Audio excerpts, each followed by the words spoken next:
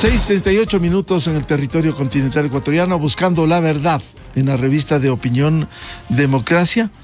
Queremos iniciar la jornada de entrevistas con un tema que debiera ser materia de preocupación en todo el planeta, porque esto nos involucra a todos.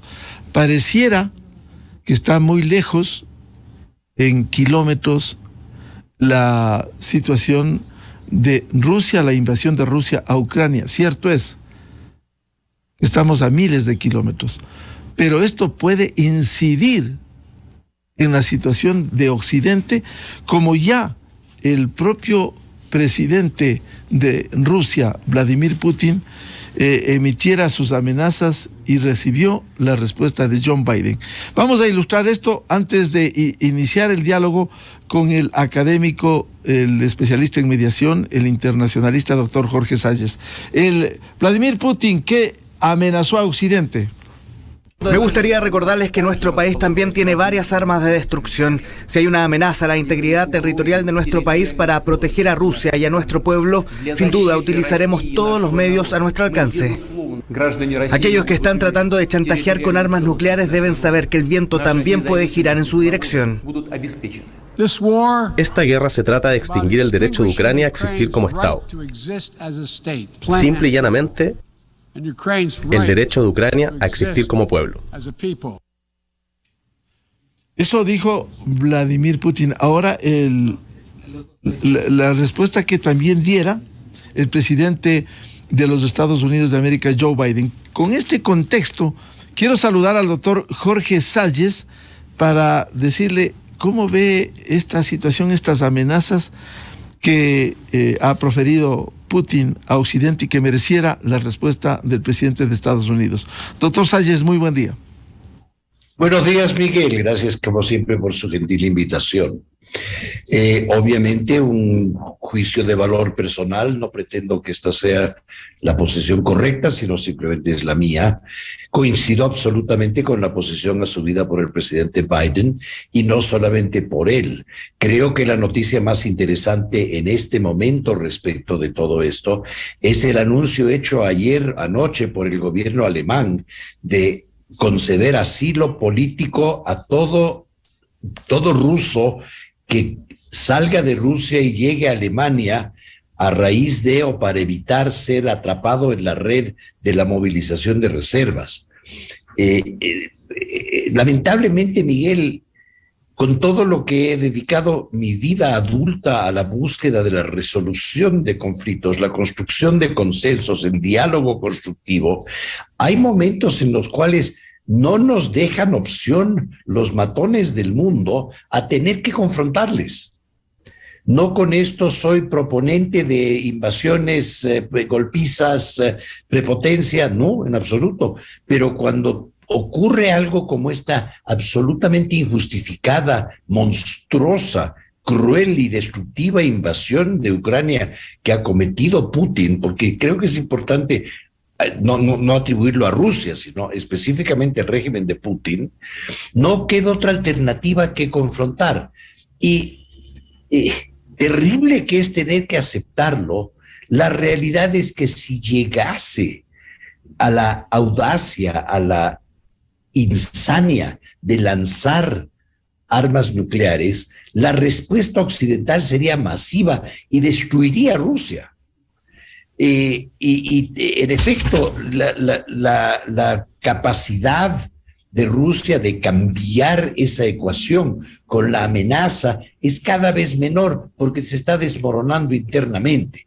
Entonces, creo que es obligación moral el enfrentarlo, el no dejarse chantajear por él. Curiosamente, él pone en cabeza de Occidente el chantaje nuclear, cuando quien está cometiendo el chantaje nuclear es él, pero creo que debe ser tomado ese chantaje como poco probable, pero si llegase a darse, susceptible de una respuesta tan masiva que simplemente terminaría en la destrucción de su régimen y lamentablemente en terrible destrucción en su propio país. Doctor Salles, ¿a dónde cree que quiere llevarle Putin? Pareciera que está perdiendo la cabeza en vista de que nunca se imaginó la respuesta de Ucrania. Incluso ha dejado muertos, destrucción. hoy convoca las reservas y de Rusia están huyendo en las últimas horas quienes han sido convocados para ir a combatir en Ucrania. Efectivamente. A ver, Miguel, creo que no es recién que ha perdido la cabeza. Pienso que Putin ha estado realmente en un estado mental lamentable desde hace mucho tiempo.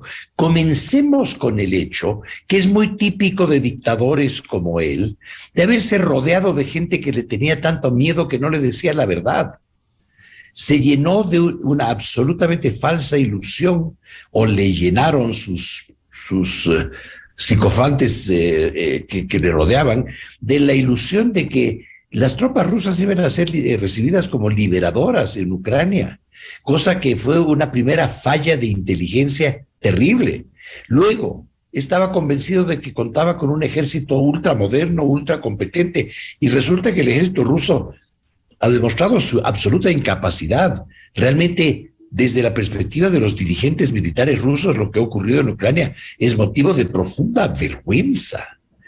Y luego, cuando ha visto la repulsa que ahora se ha multiplicado y se ha intensificado a raíz de la llamada de los reservistas, Putin está arrinconado, desesperado, y va a tratar de imponerse sobre una población que cada vez menos dispuesta está a dejar que se imponga. Ha comenzado el clásico tire y afloje entre una población que comienza a rebelarse y un régimen autoritario en extremo que pretende todavía mantenerse por la fuerza. Me parece a mí, siempre es peligroso hacer predicciones, pero me parece a mí que este es el comienzo del fin de Putin. Y puede ser un momento histórico en el sentido de que con su extraordinaria valentía, con su extraordinaria sensación de propia dignidad, los ucranianos, como les llamamos nosotros, ucranios, como les llaman en España, van a darle un vuelco extraordinariamente importante a la realidad geopolítica internacional. Creo que Putin cae, no necesariamente de inmediato, pero no va a poder resistir esto. Es decir, se le pudiera desbordar la situación interna que se vuelve incontrolable desde lo interno, más que el fracaso externo. Sí, ya se está desbordando. Y la situación interna es la única que podía derrocar a Putin, obviamente. Es solamente desde adentro de Rusia que puede venir esa repulsa. Y es muy interesante que estamos viviendo desde la perspectiva liberal que yo siempre he defendido y defiendo. Es muy interesante ver que son dos los procesos de repulsa de regímenes autoritarios en este momento en el mundo. El uno es en Rusia, el otro es en Irán. El régimen iraní también se está tambaleando. Claro, es otra realidad compleja y difícil la que se intenta silenciar, se piensa controlar. Hablaremos más adelante sobre el caso de Irán, pero en el caso de Putin, en esta desesperación por sus acciones, el solo amenazar el uso de armas nucleares le pone en incertidumbre a Occidente, al planeta, doctor Salles. Obviamente, Miguel, y hemos estado en esa incertidumbre. Vea, las crisis lo que hacen es acrecentar nuestra percepción del riesgo, nuestra preocupación por el riesgo. En el riesgo estamos todo el tiempo. Cualquier momento, cualquiera de estos dementes que tienen acceso a armas nucleares pueden disparar una. Estamos en ese riesgo permanentemente. Simplemente las crisis nos hacen estar más conscientes del riesgo, nos asustamos más, nos preocupamos más, pero no podemos dejarnos chantajear por este demente. ¿Qué hacemos? ¿Qué hace Occidente? ¿Deja de proporcionarle armas y apoyo financiero a Ucrania porque Putin amenaza? ¿Alemania regresa a comprarle gas en las condiciones que quiera a Rusia? ¿O seguimos en la que yo percibo como la senda correcta de seguirle confrontando y extenderle el argumento de que, mira, por favor, no lo hagas, si no lo haces podemos encontrar una solución para ti, eventualmente cuando caiga a algún lado va a tener que ir, y espero que no piense que su único refugio pueda ser Corea del Norte, puede terminar refugiado en Europa Occidental, puede terminar refugiado en muchos otros sitios. O sea, extenderle la palma de olivo siempre, pero no dejarnos chantajear y no decir, ay, perdón, bueno, ¿qué es lo que usted quiere, señor Putin? El chantajista debe ser enfrentado, así como los malos policías deben ser enfrentados, en lo que usted decía hace unos minutos sobre otro tema.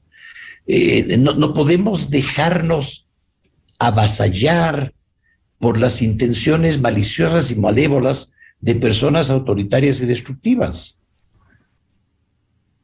Doctor Salles, es decir, más allá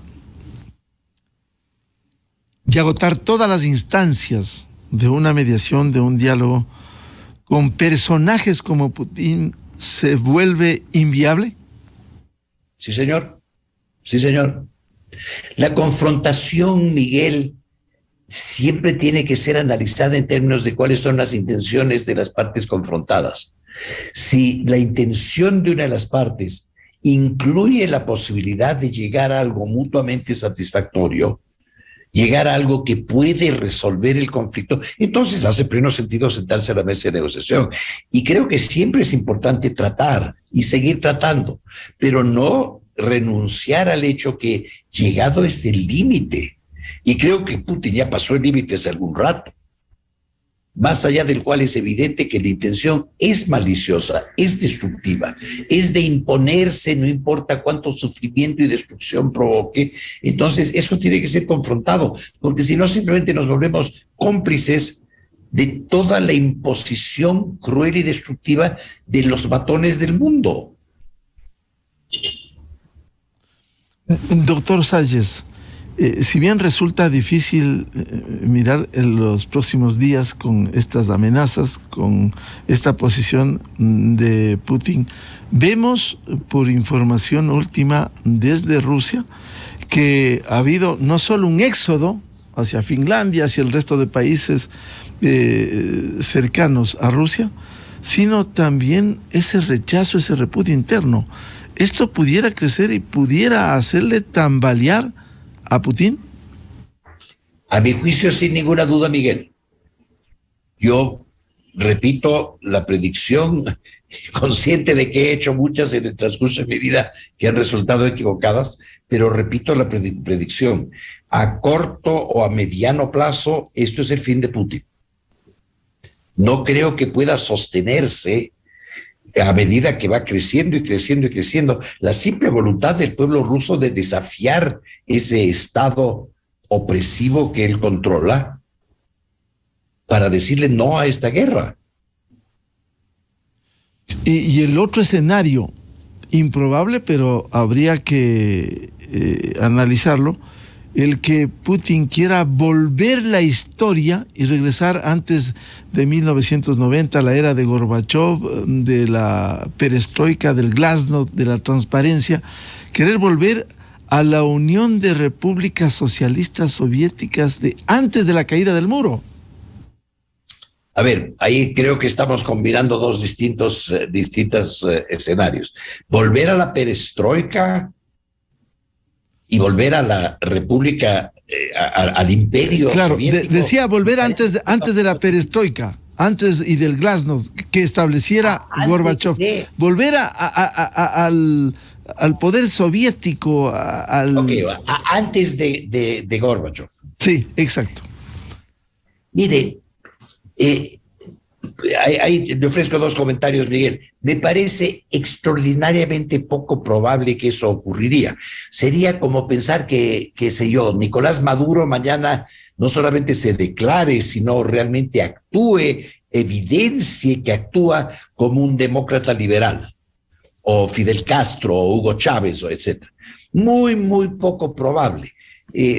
Los seres humanos sí somos capaces de cambio, a veces de cambio extraordinario, pero a partir de un profundo reconocimiento de la necesidad del cambio, un inmenso esfuerzo por cambiar, es decir, algo que no veo ninguna evidencia de que Putin tenga ni la voluntad, ni la capacidad, ni la intención de realizar. Pero asumiendo que viniesen esos cambios en él, Veo imposible que eso suceda. Su propio pueblo está yendo en exactamente la dirección opuesta.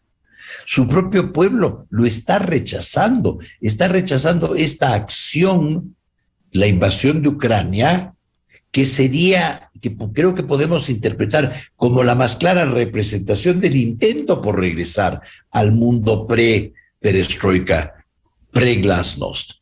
A la final, ¿cuál es el argumento principal de Putin? Un argumento totalmente coherente con la lógica del Imperio Soviético, que es que Ucrania nunca fue un país independiente, siempre fue parte de Rusia, lo cual es una simple barbaridad histórica. No es así. Ucrania tiene una clara identidad nacional y ha tenido una clara realidad nacional absolutamente independiente de Rusia.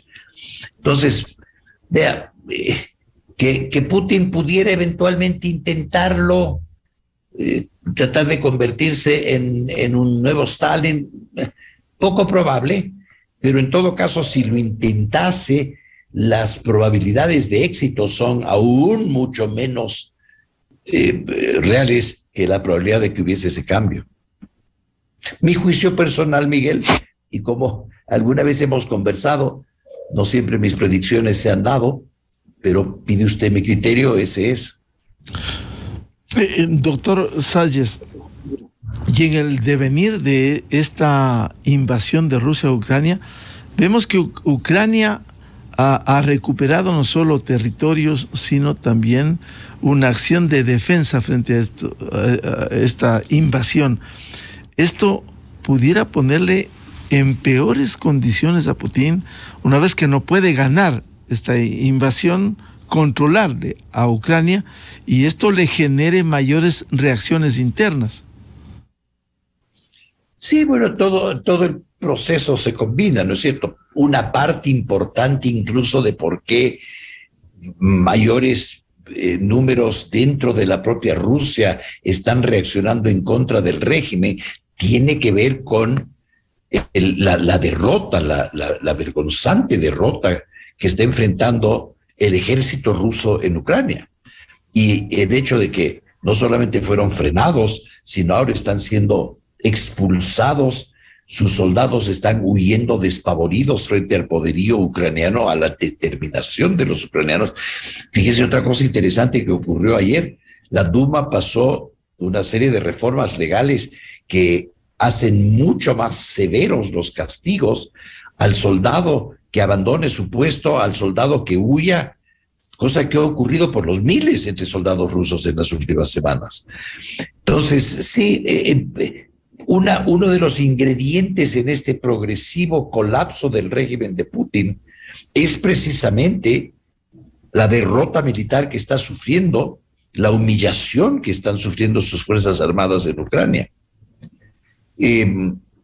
Ahora, eso no significa que no va a seguir intentando anexar territorios, llevar adelante esos absurdos y espurios referéndums en los que supuestamente los habitantes del Donbass se declararán prorrusos, pero nuevamente sí, en pocas palabras, a su pregunta, ¿contribuirá la derrota militar al colapso del régimen? Evidentemente sí, es una parte importante de por qué el régimen ha comenzado a colapsar.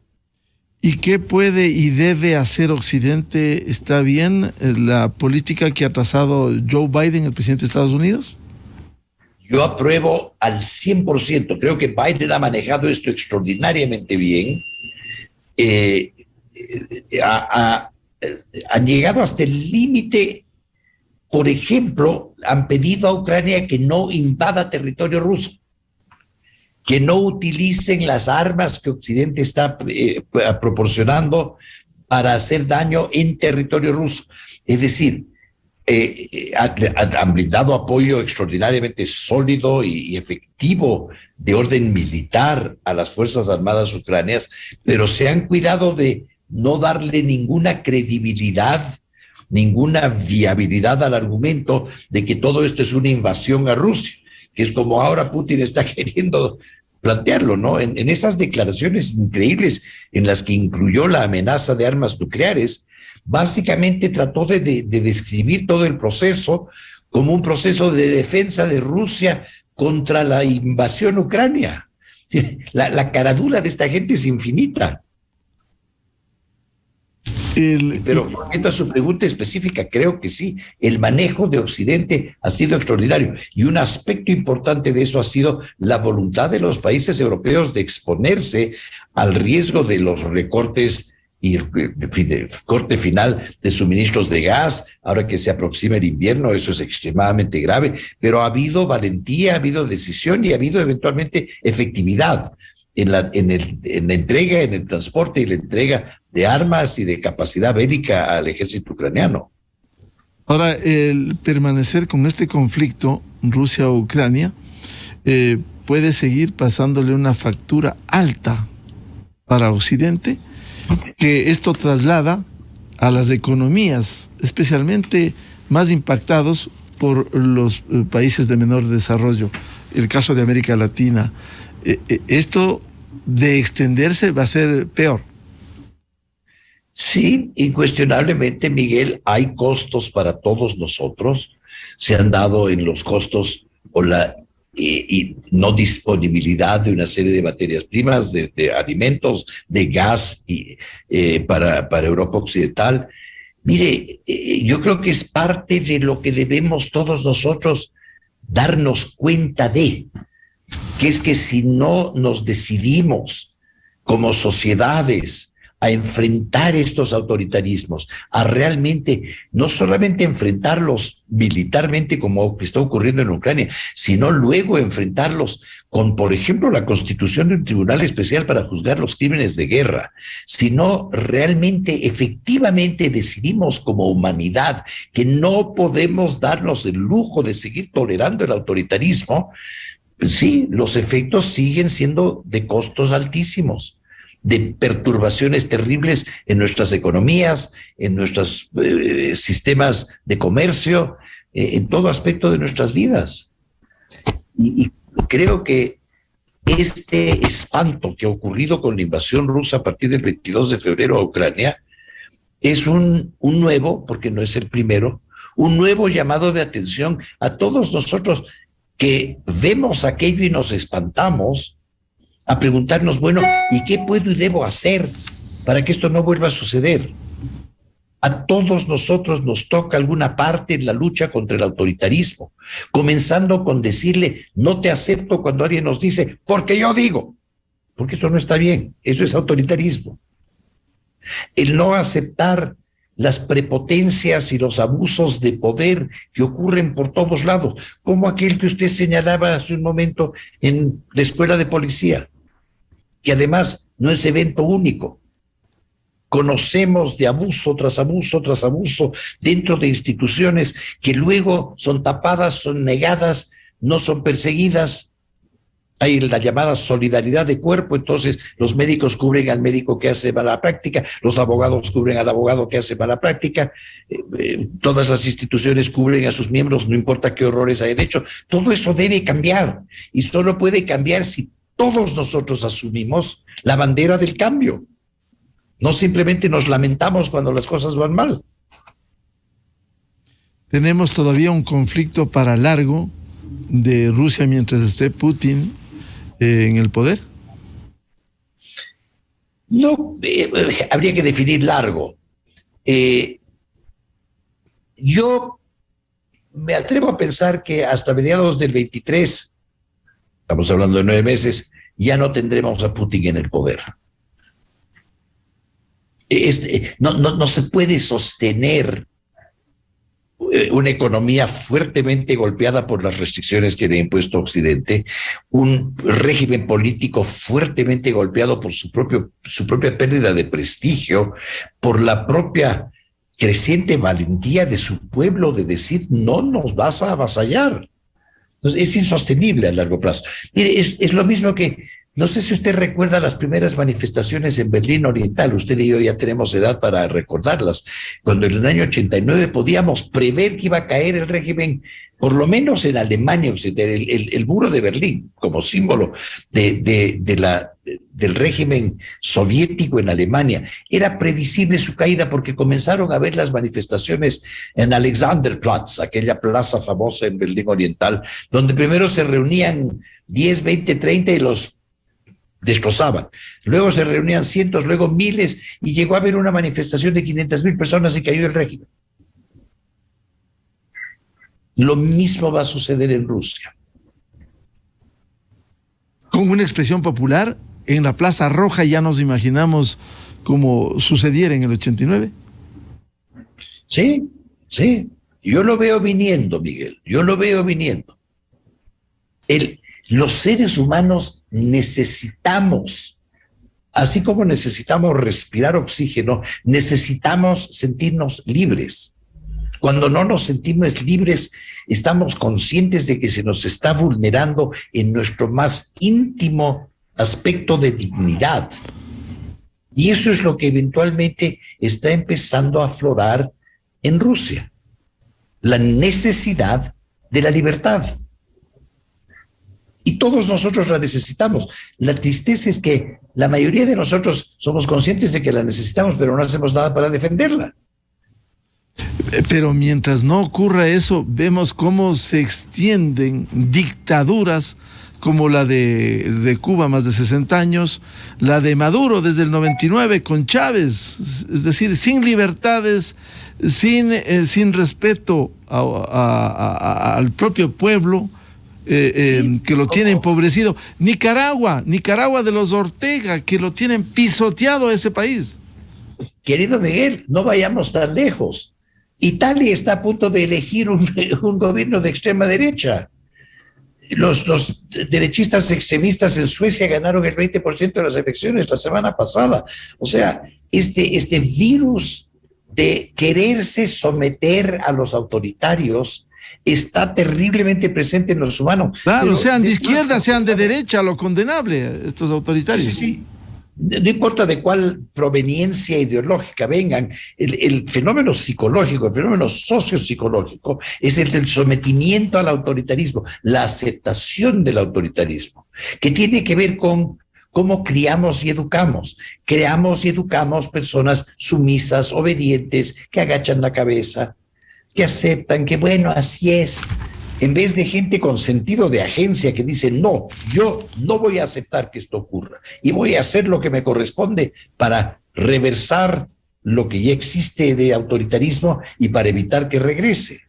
Esa es mi invitación a toda persona que nos escuche, que me honre con leer mis escritos, que me dé la oportunidad. Y no soy el único, somos muchos que venimos argumentando en favor de que la libertad debe ser defendida y debe ser fomentada a través de cómo criamos y educamos y cómo nos comportamos cuando tenemos poder, cuando tenemos autoridad. Otra parte terrible de esto es que cuando personas llegan a tener algo de poder y autoridad, lo que hacen con ella es abusar de ella. El freno más importante al abusivo no es que alguien venga y le diga, no te dejo abusar. El freno más importante a la posibilidad de abusar es que desde adentro venga el no abuso porque no debo hacerlo, porque no quiero hacerlo, porque deseo ser un ser humano decente que no abusa de su poder o de su autoridad.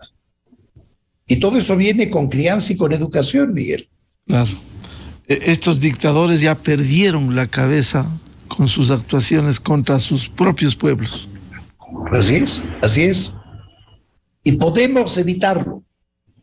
El primer concepto que creo que debe cundir entre nosotros es que podemos evitarlo.